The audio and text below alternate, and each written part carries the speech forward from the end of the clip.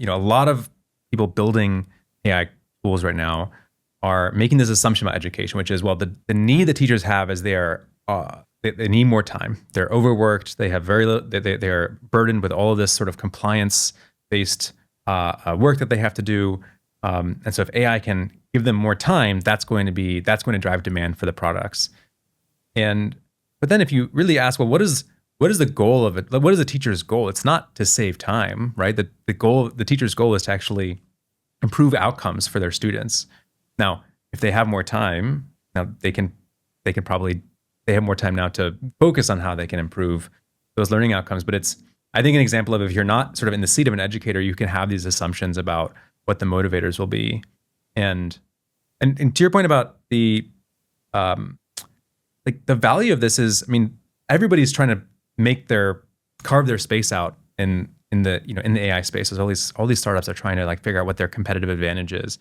What you're describing to me sounds kind of like a really ripe, greenfield set of things that companies could do to actually stand out. And I mean, have you worked with for-profit companies? Have there been startups that have come to you and said, hey, we're trying to figure out how to actually develop something to be a little bit more to appeal to the folks that you serve? I mean, is that a service that CAS provides? Yes, absolutely. And it's so fun. That's like our favorite thing, because it's born. They're coming to us and they're saying, we want to be born accessible, as we would say, right?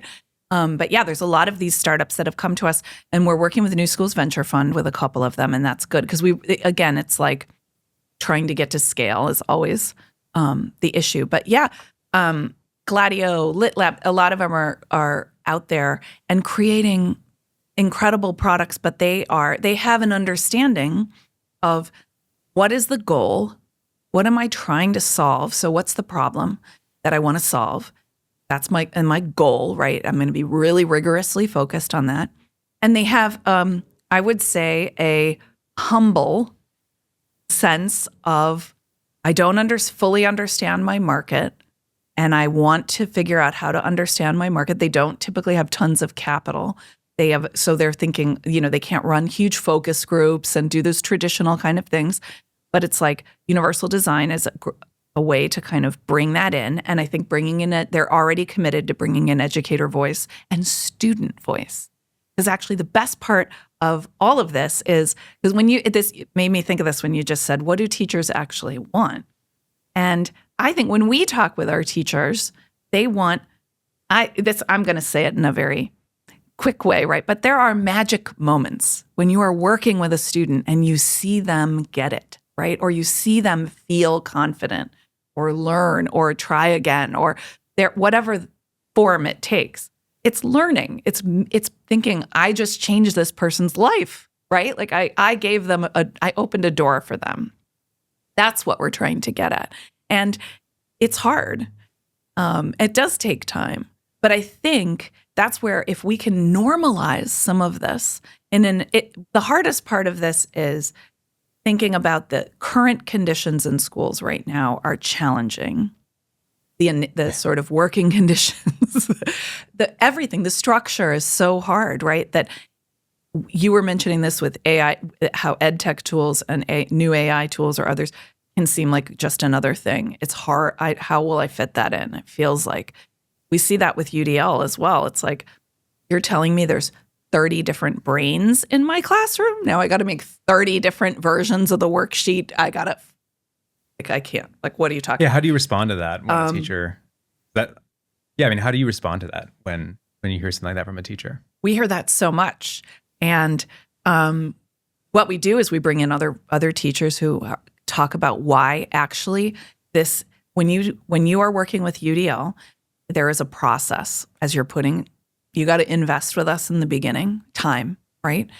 And all of a sudden you will watch that you won't be investing as much time. The classroom will shift and change, and you will experience more of these moments, and the students will start to lead their own learning. That's the thing that gets me also. So first of all, it's like, oh my Lord, I got 30 brains in a room. Holy moly. And then it's like, you want the students to lead what? It's going to be chaos. It's going to be, That is not a good idea, right? Even I have to say, I'm not an educator. Right? Even as a parent, when I first saw that, I was like, I'm not sure we should be doing that. And it's not quite, but they learn. The point is you scaffold and they learn how to lead their own learning. And then I have walked into, I'll take you into Bridges Academy in charter school in DC the next time you're there. Unbelievable educators in that room. And they, 4th, 5th grade classroom, 30 kids, two teachers in the room.